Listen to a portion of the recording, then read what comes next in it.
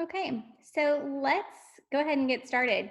This is what I would consider a bonus course, and I love it because I think for so many of us, especially with the circumstances that have been kind of present for so many people, this is such good advice. And anyway, I hope that it resonates with you because it certainly did with me. Today, we're going to talk about how to handle stress head on. So, not avoiding it, not burying our heads in the sand and hoping that it goes away, not turning to things that we know are not good for us as a way to distract ourselves, but really handling it head on. And this advice that we're going to go through today is really all from a neurosurgeon, which I think is so fascinating. Because if there's anyone who knows the brain and how stress can affect the brain, it's a neurosurgeon. So let's get started. As always, I start with our company's mission and vision statement. And I do that for a few reasons. But the most important is that I want you to know who we are as a company, what we stand for, what's important to us. And probably most important of all is to get you thinking about your own. What is your mission? What is your vision? And we're not just limiting ourselves here to what we hope for in business. This is, what do you want your life's mission to be? And what is the vision that can carry that out for you? The most meaningful thing you can do, the thing that can make the biggest difference in your life, is to create a very meaningful life vision for yourself. So, our mission at Remax Wine is to empower you and to create opportunities so that you can live the full, abundant life that you envision. And I love this because this is our North Star. Everything we do as a company points back to this right here. And so, our vision, if we want to be able to empower you and create opportunities for you, we have to be the home for the ethical and the high minded, motivated professional. The professional who is committed to achieving not only what they want in a personal space, but also their professional aspirations as well. When we talk about things like our mission and our vision, we have to include the values. And again, these are company values, but they're designed to get you thinking about yours. What are those foundations that everything else is going to stand firm on? What are the foundations of yourself and your business? Which leads us to our beliefs. And our beliefs, like probably your beliefs, these are everything. Your mindset, if your mindset is not right, nothing else can be right. I firmly believe that it starts with the way that we think, which is why we put such an emphasis on these beliefs. These are not all of them. You guys know, especially if you are opening Charlie's Monday Morning Mojo emails, but at the bottom, there's a big blue button and it says Remax Wine Manifesto. If you click on that any day, in fact, I would encourage you to go revisit that document. It really explains who we are and what we hope for in a way that hopefully will resonate with you. Our company is built on these beliefs, and there are plenty more where that came from. Now, as I mentioned earlier, we can't run away from stress. We have to engage with it. And let's talk about why. So, stress, contrary to popular opinion, stress can actually be a good thing sometimes. Because if you think about it in these terms, without the stress of gravity, your bones would soften and turn to mush, right? Without the stress of exercise, your muscles would become useless. They would atrophy and stiffen, and you wouldn't be able to use them or function. And without the active engagement of your mind, the things that push you and make you uncomfortable and challenge you, your intellect is going to become more susceptible to dementia. You're not going to be as sharp in your thinking if you weren't challenging yourself on a regular basis. So, as you guys can see from just these few examples, stress can actually be a good thing if it's harnessed correctly. So, here's another fact: when we're not exposed to any type of stress, we're also not learning or growing or getting stronger. It's only when we fully engage and go toe to toe with those stressful situations and we face those fears head on, that's when we succeed in our personal and our professional lives. And that's true because it goes back to one of our beliefs yet again. There's no growth without discomfort. That discomfort is the stress that we feel when we're in this environment or situation that makes us feel uncomfortable. So true. So, how do we handle it? Advice tip number one from our neurosurgeon friends is to always place a drain. And I love this so much. In other words, have an outlet. Know how you could handle something if you were faced with it. So this is important because while many difficult situations in life are completely outside of our control, others should never occur in the first place. And matter of fact, during any kind of neurosurgical procedure, or any procedure for that matter, the surgeon always places a drain first so that they can have more control over their operating environment and prevent possible life-threatening problems from happening in the first place. So you need to ask yourself, what are your safety valves? What could be your drain in the work that you do? Or another way to put it, what rules do you follow in life that helps control your stress and keep it in check? For example, many of us choose to relieve our stress and anxiety by being physically active, by working out and just having that kind of a stress relief system. And the system is you commit to working out 30 minutes a day. You move your body 30 minutes a day.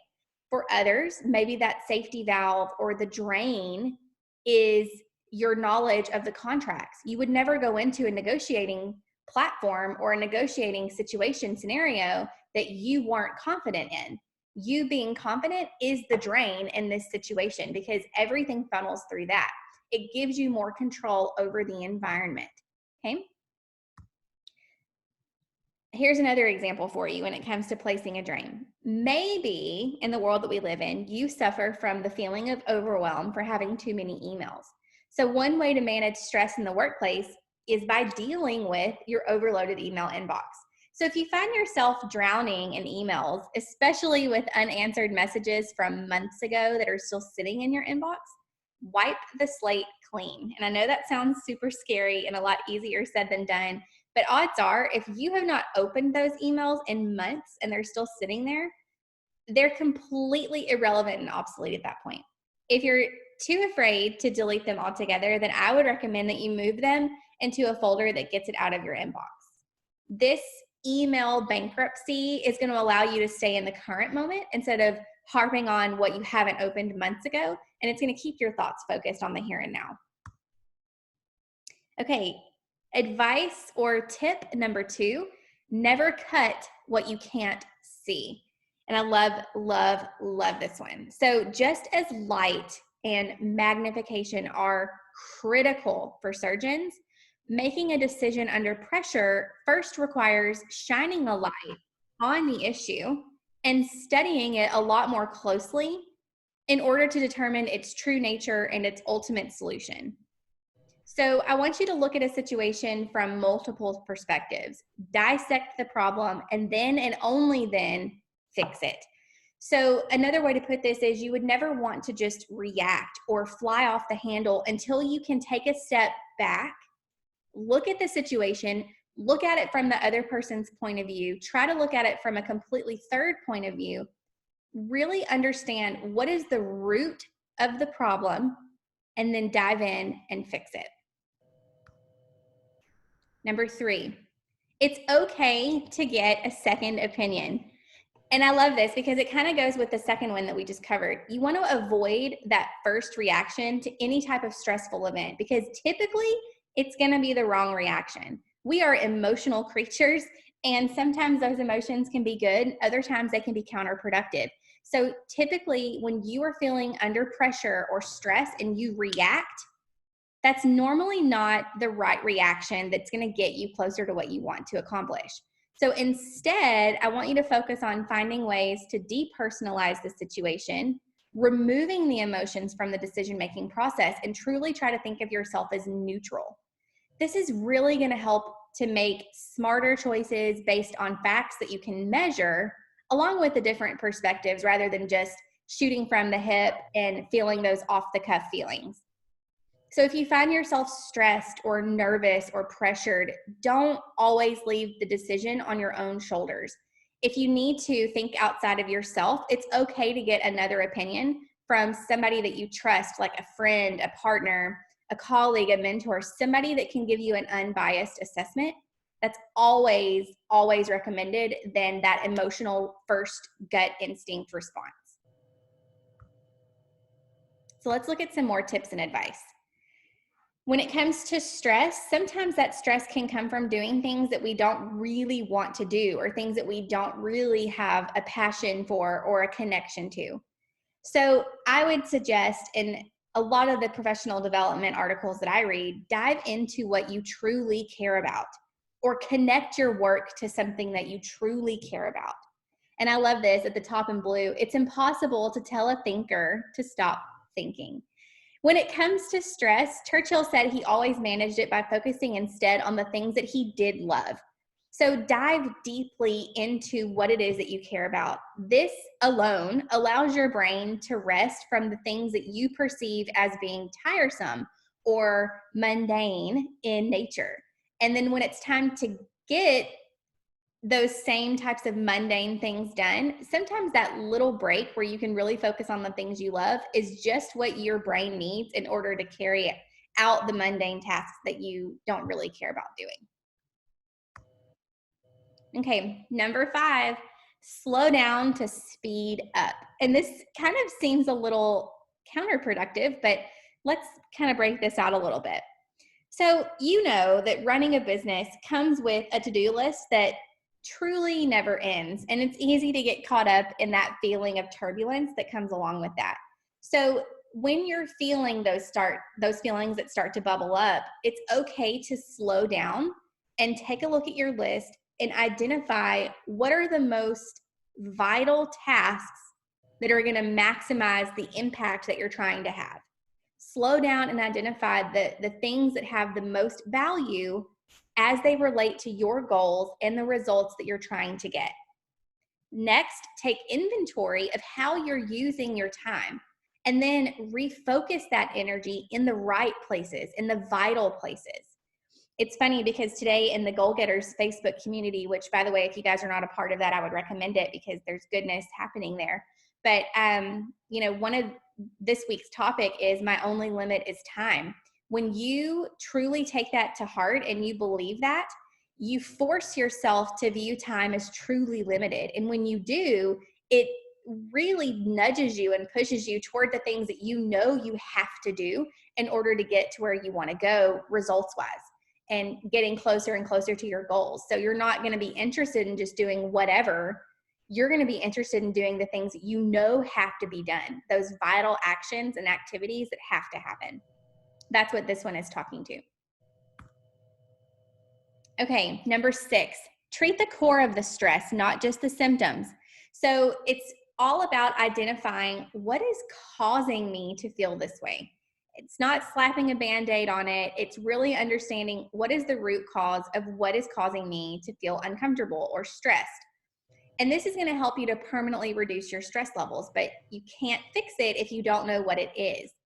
So, for example, if a lack of clients is making you lose your mind, then the solution would be to develop a really solid lead generation strategy that's going to work for you based on what your natural strengths are and what you hope to do with your business. On the other hand, maybe it's cash flow that's making you worried. So in that case, it would be a great idea to develop a separate account where you can start saving some money from each transaction that you do for a rainy day fund. That way you don't have to worry about it. You've got a system in place that's going to help you get through that. Those are just a few examples, but really take a deep look at what it is that's causing you to feel this way. And if you can remove it, remove it. But if you can't, then create a plan or a system in order to deal with it. Okay, number 7. This is probably, if you take nothing else away from this, I hope that this one is the thing that resonates with you because it is my favorite slide. Reaction versus response. Okay, there is a huge, huge difference between reacting to something that stresses you and responding to it. Reacting to a situation very rarely improves whatever the outcome could or would be. Most of the time, in fact, it really just adds fuel to the fire because when you react to something, you're not in control of it. Reaction is just an emotional, whoops, my dog's barking, sorry. Reaction is just an emotional thing that you don't have a lot of control over. It is strictly emotional. And that can sometimes be opposite of what you're hoping to fix or hoping that the outcome would be. However, when you respond to something, it's measured and it gives you the opportunity to redirect the conversation and give it some fresh air. That response is different from reaction because it removes the impulse, that emotional impulse that is just kind of default with so many of us. When you're responding, you maintain the control over the conversation, you maintain the control over how you feel, and the outcome is more likely to be favorable according to what it is that you both want. I have no idea, you guys, what my dog is barking at, but I apologize for all of the noise. Yeah, and there she goes again. Okay, number 8, probably as important as what we've talked about, ask the right questions. It is so easy to fall into the trap of wanting to know all the answers. And really, the stress that you feel results in feeling unprepared or inadequate because you feel like you have to know it all. But you don't. You don't. I would challenge you instead to ask questions. Ask the right questions. It's going to help in finding that solution to whatever may come up. And when you focus on having the right questions versus having all of the answers, it's a win-win. Now, number 9, strive to help others. When you put others before yourself, you, without a doubt, are going to feel less stress. This is also a really productive and useful distraction, and it helps to feed your endorphins. And even those small acts can increase your ability to connect with other people. And remember, you don't need a reason to help someone else. It's just good to be kind. And then number 10, y'all, this dog, I'm so sorry. We live in a busy world, and sometimes it can be hard just to think. So while there are apps and gadgets and phones and everything else to do practically everything for us, the one thing that those things cannot do for us yet is to think.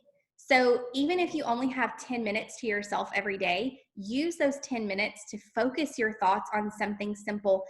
It's going to help you to recollect yourself so that you can tackle the obstacles more easily when they do present themselves. Okay, so what resonated with you today? What was something that stood out that you feel like made a difference or that you feel like you can implement?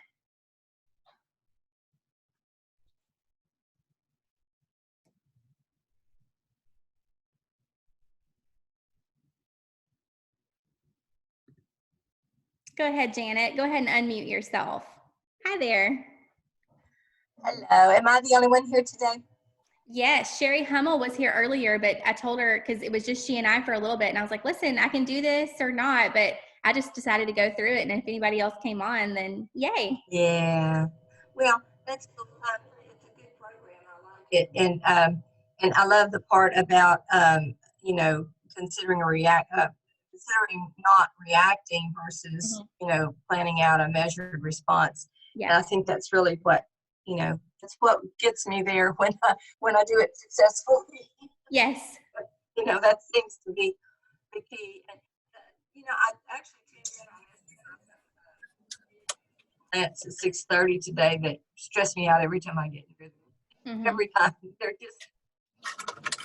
just the type who ask a bazillion questions and push. Yes. And so yeah, they stress me out every time. So I thought, hey, I need to listen into this and see if they're. Well, I'm so glad you did, and I mean, like I said, that one slide, if nothing else, that's what I take away every time from this class, because it is easy just to kind of react, that knee-jerk reaction, but it's not always productive. It can actually be counterproductive. Right. So when you can just kind of practice the pause and just really think about how you want to respond, I would say 99.9% of the time, it is so much more productive, and you walk away feeling so much better. Because say that you do react, then you feel bad because you've gotten yourself all worked up because of someone else, and that's never a good thing. These people always make me want to yell, but I'm not a yeller, and I typically do try to pause and think through before I open my mouth again, and it helps. Good. Well, I'm so glad that you hopped on here today, and I am recording this, so I'm going to move this into our back agent library. So if you missed a few at the beginning, it'll be there if you ever want to go back and watch it. But yeah, I'm glad to see you today. Thank you. Good to see you. And good luck tonight. Thanks. Bye. Yeah. Well, hi, Taryn. Hello, how are you? I'm great. How about yourself? I'm good. Good, good. Sorry I'm late. That's okay. We actually just wrapped up. It's such a quick one. Yeah, I mean, easy. I think I did it in not even 30 minutes because it's just 10 little tips. Well, awesome. That's Nala, by the way. Well, I'm not showing, so well, I'm finishing. I'm actually was heading to the office. Okay. Well, is there a way you can email it to me? Yes, I'll be happy to. I'm gonna Will you? let it upload and I'll send you a link and you can watch it. Oh, that'd be fabulous. Yes, Awesome. ma'am. Okay, thank you, honey. Bye. Bye. Thank you, guys.